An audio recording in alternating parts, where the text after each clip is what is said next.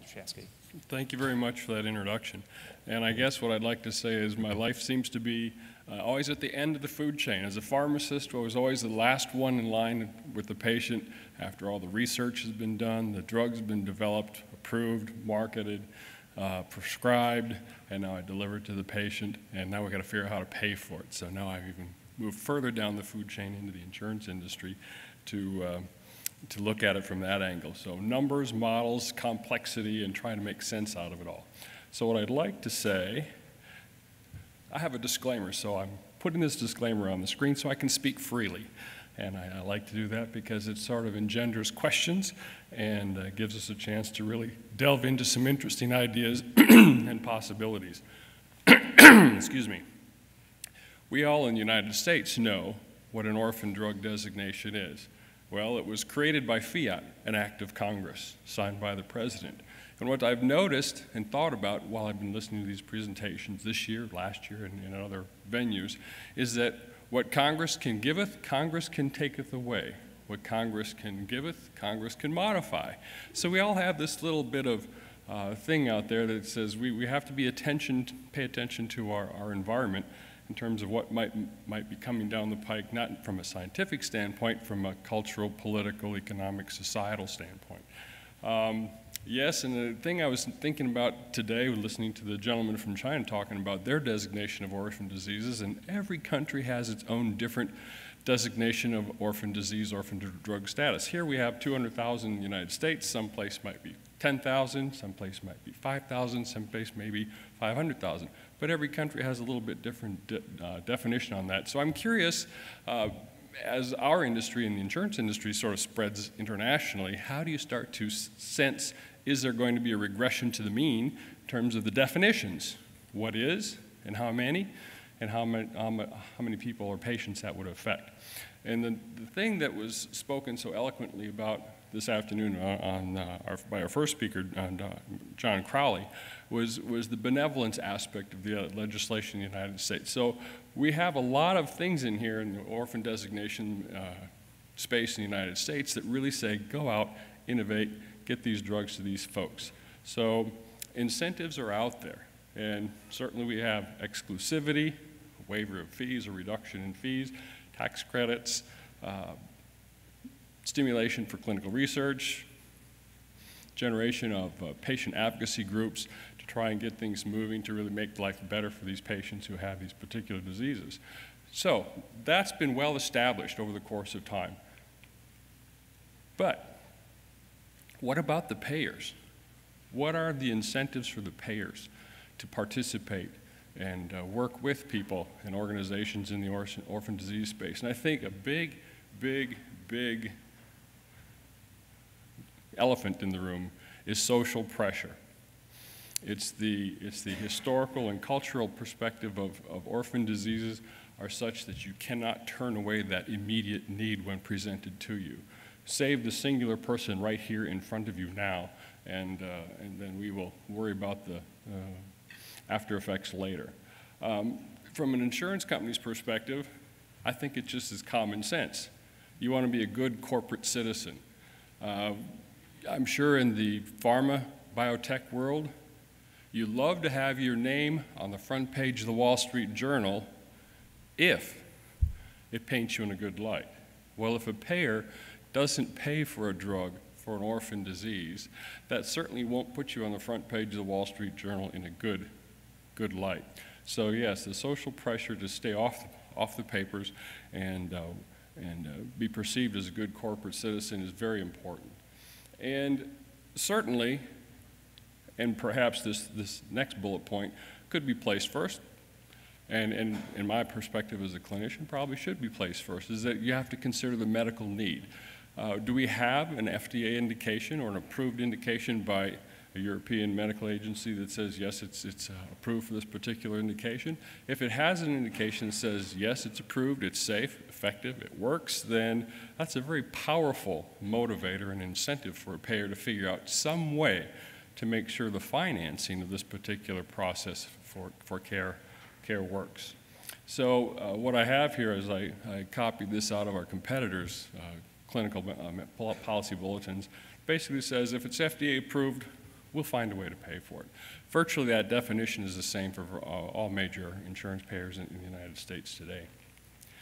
So what we've seen and heard and you folks work with every day are perhaps metrics that you're so intimately aware of that drive most of the discussion of value in the marketplace for orphan drugs. Give me a prevalence number. Give me an incidence number. Give me a correct one that's accurate and precise, and I'm happy as a payer because I'm now reducing uncertainty and I can look forward towards calculating probabilities and assigning costs or probable future costs to that I can put out there in the insurance policies and market those and sell them to individual people in the United States, small, medium, and large-sized companies, federal plans, as well as state Medicaid plans. So we're looking to reduce uncertainty.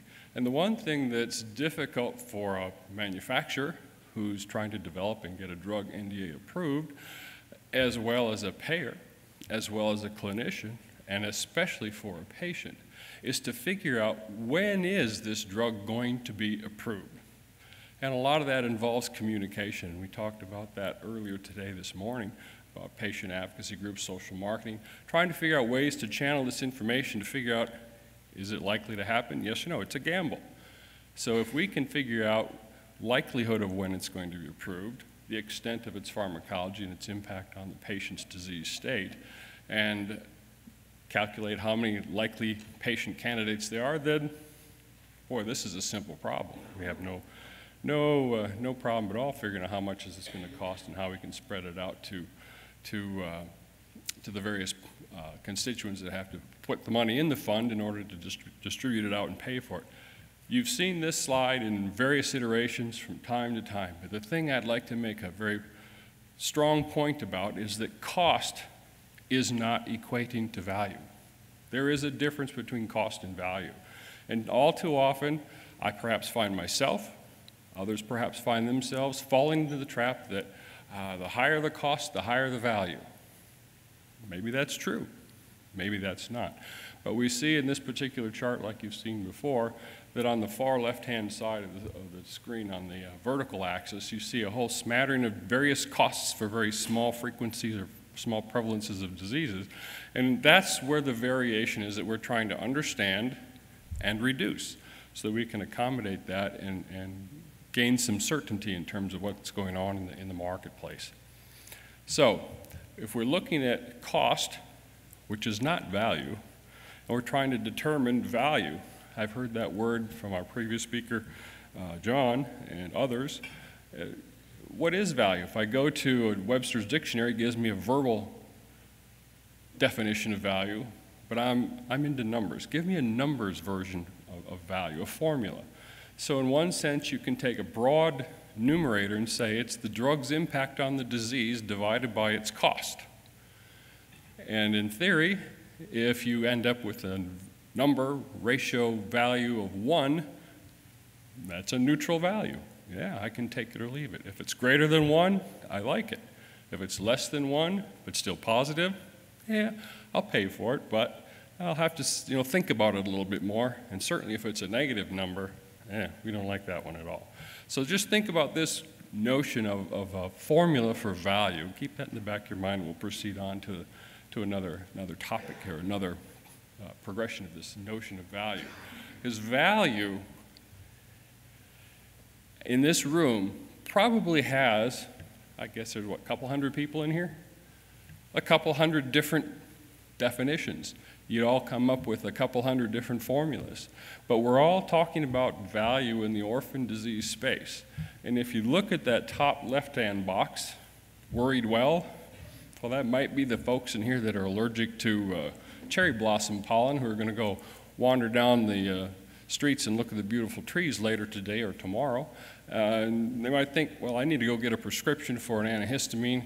I may or may not need it. Worried well. Well, what's the value of that particular medication? You're not going to die if you don't have it. You might feel uncomfortable. But if you proceed along these little pathways of value and what it depends on from your perspective, you'll find that the orphan drug space does cover quite a bit of the continuum of the healthcare environment that we have today because, yes, in many cases, it is life-threatening It is complex. I'm sort of working my way backwards here. And it is chronic. And you're not going to get rid of it very, very simply because in many cases they might be genetic based. So value really depends on where you are on this healthcare continuum. And I think the communications with the insurance companies is trying to show where that particular drug product in the marketplace sits on this perception chain of value, because that will certainly impact what derived formula we would calculate. So if cost is based on prevalence, simple economics, and perhaps what the market will bear, we've heard that before, price to what the market will bear, then the impact on the disease, the quality of that orphan drug, which equates to pricing and the ability to disperse those costs off to the potential buyers of insurance plans, be they commercial or governmental entities, has to be equal to or greater than 1 in order to really say, yes, we're providing value to this particular constituent based upon where they are on that value chain. But the real question is, and I'd just love to have a succinct answer to this, is how do you quantify quality? Which is the numerator number? You know? Ladies in the room, if you go to a shoe shop, how do you tell me, a husband, who's helping to pay for those shoes, this is a quality pair of shoes? I guess if it has red soles on the bottom, that's what I've been told is a quality pair of shoes. I wouldn't know, but I just do what I'm told and I buy the quality shoes, all right? Now, if I'm buying drugs, paying for drugs, how do I know if a drug is of high quality? Well, we've had formulas and approaches, quality-adjusted life years, QALYs, DALYs, disability-adjusted life years, methods and other ideas proposed to figure out how we're going to do this. But unfortunately, in our country, we have a healthcare law that's being implemented that says, no, in the United States, we can't use QALYs, so we're stuck. We're going to think about something else. So what is it we're going to use? Well, I don't think we've come to that answer yet and have across-the-board consensus agreement on it. So old dogs generally do old tricks. So we're sort of caught right now. And in many cases, insurance companies, say, for example, Aetna, 150, 60 some odd years, that's an old dog. Many of the other insurance companies are old dogs too. They've been around for 50, 60, 70, 80, 90, 100 years, and old dogs do old tricks. And you know the old tricks, prior authorization. Yeah, we want to make sure you have that disease that the FDA approved this drug for before we'll pay for it. Okay, sounds reasonable. Let's do it.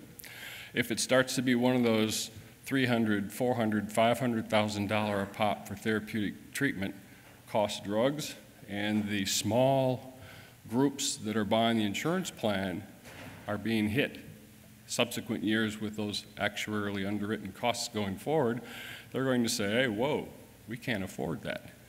So let's push some of that cost to the patient. We've seen that in the past in the United States. You see it in other countries as well in various forms.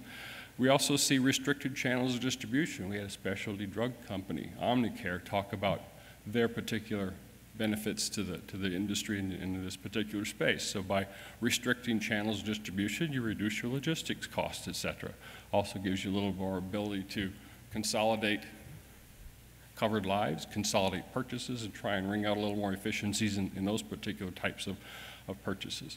We also have ideas about price protection. You know, you as a producer that's going to sell drug for use, let's see if we can't come to a bargain that says, okay, over the course of the next 3 years on a contract basis, we're going to try and agree to certain percentages of increase of costs. So you come in with a baseline price on day one, a year from now, all right, we already pre-agree that you can go and we'll pay 4, 5, 6, 7, whatever percent is on that contract. So price protection is another lever that's in the marketplace to use to help ameliorate some of the deterioration or changes in financial conditions for payers with respect to developers and patients. And rebates, I don't know. Do we even do rebates in orphan drugs these days? Probably not individually, but collectively with, if it's a large pharma that has a whole portfolio of drugs, a lot of times now you'll be looking at rebates being dragged into the orphan drug space that says, yes, we'll cover this drug, but is if you get the rebate characteristics for the rest of your portfolio of drugs that are on the formulary included, and more of the same, and so on and so on. So old dogs, old tricks, more of the same, not much new. So you folks are very quiet, mid-afternoon, the food's setting in, you're probably getting real tired, so I'd like to say stand up and stretch, but you're not going to do that. But I'm going to ask you a question. Just shout it out. Does anyone have a new idea? Does anyone have a response to my question to the audience? That's what I expected. Nobody's got any new ideas in this space. I don't know why. We should be thinking about that. I have an idea. I don't have it in slide form, but here's an idea. All right, what do you think if an insurance company with funds said to a biotech developer, say Amicus Therapeutics, or some other small company that has a promising set of pharmacology in the pipeline, and they actually communicated, as we mentioned earlier, is an important part to reducing uncertainty, to an insurance company, we think this is really going to be a viable product that's safe, effective, and we think the FDA is likely to approve this in the future. How about you investing in us on a certain tranche of bonds, X number of dollars? Now, where am I going with this? So if I invest in X number of dollars in this boutique pharmaceutical company and my investment bet pays off, wow, I might be making some money on the biotech drug to help reduce the cost of therapy that's being delivered to these patients. And if I'm a selfish businessman, which is okay to be, trying to be competitive with my other peer companies, they'll be paying for the drug, but I'll be making money off them as well. Any reaction to that idea? Kind of a new idea. So anyway, we have to think about ways in which we can approach financing and underwriting the cost of care for these things in the future. So looking for new ideas. I've heard speakers talk about being on the radar screen. This is a very simplified version of one of many models that I drudge through the data sets on a routine basis. It's based on prevalence, cost, and number of treatment options. And in this three-dimensional model, I can do a single line space, or I can do a surface maximization or minimization model and say, okay, here we have a series of drugs that treat particular cases of disease or diagnoses. Which one hurts me the most based upon these three parameters? So when it comes to negotiating for prices, that gives me a little feel for where on this sliding scale, and I guess it doesn't show up too good, I should have made my green dotted line a little darker and bolder, but where on that sliding elliptical scale, which was much like that cost to prevalence scale, logarithmic in nature, does this drug fall into place? And in many cases, well, actually in all cases, I don't think a payer is indifferent to the price. So when you throw into the notion of economics and pricing, we do have certain limits to which you're willing to go.